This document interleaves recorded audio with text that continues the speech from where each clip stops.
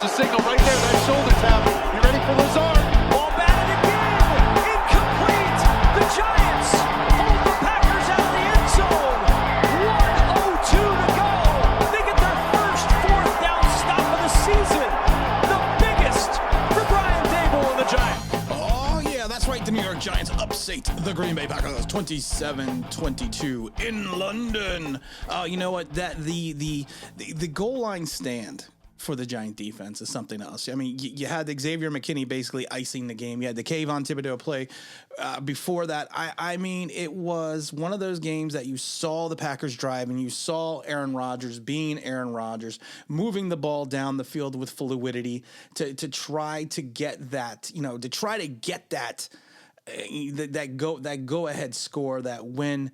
You know what? It was a good game. It was a great game. It was a great game for the Giants. It was an interesting game for the Giants. It was one of those games that you just had to hope and you just had to believe, because the Giants hung around, and it's a total team effort. It's from the top to the bottom, from the coaching staff to the players. You got to give Saquon Barkley coming back with the toughness after the shoulder issue. You got to have Daniel Jones. You got to give Daniel Jones credit. He played well. He did it so he did not cost his team anything in reference to the game, and he helped matriculate the ball down the field and move the ball down. 27-21 for 217, and then he added another 37 yards rushing. He went out with the hand. He didn't really go out with the hand injury, but he had the bloody hand. But it's a total team effort. It was a defensive effort. You have to look at this Giant defense and say that there is something there. You really do. They don't go. It's not the bend not break. It's the Winker going out and attacking. It's the Winker doing what he needs to do. And if you take a look at this statistically, it's the Giants had 338 total yards offense to 301 for the Packers, which is crazy. The Giants actually had more passing yards than the Packers at 213 to 207. They always outrun them. They're always going to outrun every team because you're at 125 to 94. And it's great because the average yard per play for the Giants, which is usually where their bugaboo is on offense, they actually had they are averaging 5.7 yards a play. That for this, like I said, this was a total team effort. This was an effort that, if you look at it from the top down, the Giants did something that a lot of people didn't think they can do. I honestly didn't think they could beat the Packers. The question is always going to be now, the Giants are sitting at 4-1. Are they for real? Is this team a team of destiny? Is this team a team that can make the playoffs? You would think at 4-1 right now, you would have an opportunity to make the playoffs. You got to give a big shout out to Saquon Barkley, who had those big runs. He had the 13 carries for 70 yards for a 5.4. You got to also give a little chicanery going out to the double reverse to the tight end on that one touchdown. So I gotta give a big shout out to the Kafka for that, because that was just a crazy thing. And then you had a Darius Slayton sight, and he had a nice 23-yard reception. He had 6 catches for 79, a total of 7 targets. Saquon Barkley got in a little bit of the mix out of the backfield, and even Marcus Johnson stepped up for 3 catches for 35 yards on his 3 targets. Richie James is just Richie James. He's going to give you what he gives you. But you know what? And then even the dangerous David Sills had 2 receptions for 12 yards. But it was a defensive effort. It was the defense, and you got to give a big shout out to Fabian Monroe, to Justin Lane, to Xavier McKinney, to Darnay Holmes, to Nick McLeod, to Julian Love, to Adoree Jackson. We got to see what's up with Adoree and the knee. So that's going to be interesting. They all played well. They really limited the Packers' offense in reference to what Aaron Rodgers could do. In some ways, I think they frustrated Aaron Rodgers quite a bit, even though he did have 2 TDs. He was only 25 of 39 for 220. And you know what? I don't want to say they kept the ground game in check, because Aaron Jones was 13 for 63 for 4.8, and A.J. Dillon was 6 for 34 for 5.7. But they didn't do anything that really hurt the team. It didn't hurt the team I should rephrase that. It did not hurt the team at the end. And I think that's what we need. That's what we need to look at. I am more excited about this defense. This defense, there is something about this defense. There is something there that is just I don't know how to I just don't know how to put it in words right now. And you got to give 100% to Saquon Barkley because he is the heart and soul of this team. He is the engine that makes this team run. And like I said, and I love it that Darius Slayton came out and looked like a receiver, looked like an NFL wide receiver. If you want to point to him to David Sills, this is what Darius Slayton looks like. What a wide receiver should look like. And like I said, I got to give a big shout out once again to Saquon Barkley.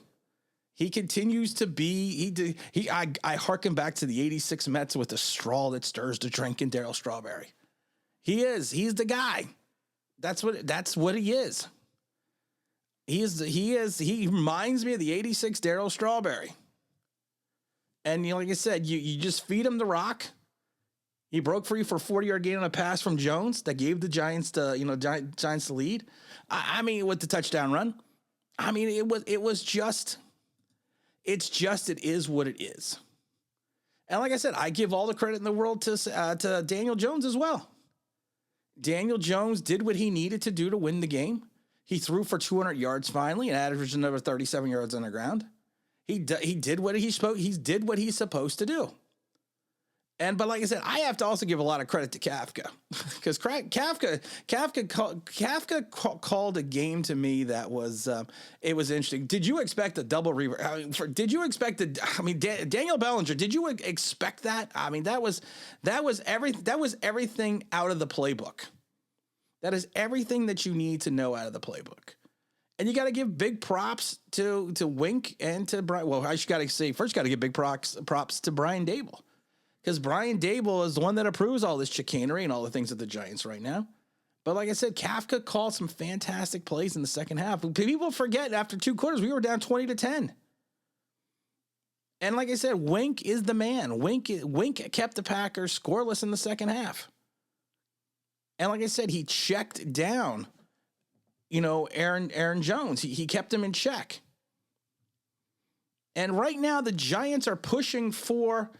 They're pushing for if you think about it, they're pushing for, it's weird to say, but they could be pushing towards a playoff run. And I'm ecstatic about that. I'm excited about that. I think that especially as a season ticket holder, I'm going to be more than excited about that because you know what? This team has shown heart. This team has shown unity. This team has shown that it's a collection of players and talents that believe in each other. The coaching staff, while it's never pretty, why this is never pretty, the Giants are showing the moxie that they're learning how to win. And that is the problem they're having in Detroit right now. They don't have the ability to learn how to win. These young Giants right now are learning how to win, and they're winning with a coach that believes in their team. They're winning with the coach that believes in this organization. They are winning with everything that they need to do, and they're taking it. And I love the philosophy of the staff and the coaching staff because they're taking it one game at a time. That's what they're taking it, one moment at a time, one game at a time, and that's how they're seeing the season. And you have to sit there and go, you know what? That's what this team needs to do. 100%, one game at a time, one moment at a time, and that's how they're going to have their take. And now that you know what we have said it, we've said it a million times before on this channel, and I'm gonna keep saying it again because you know what? Brian Dable thinks the same way. It was great, huh? Your fastball's up, your curveball's hanging. The show they would have ripped you. Can't you even let me enjoy the moment? The moment's over. That's right. You know what? We're going to enjoy this moment at least till Monday. And then we got to turn around and get ready for the Baltimore Ravens. I'll be at that game, of course, because I am a season ticket holder. And again, this is Tim of the Online Big Blue, bringing you the best of New York Giants sports talk and entertainment. And as always, if you could subscribe, if you're ringing that bell, you think it means, that'd be awesome.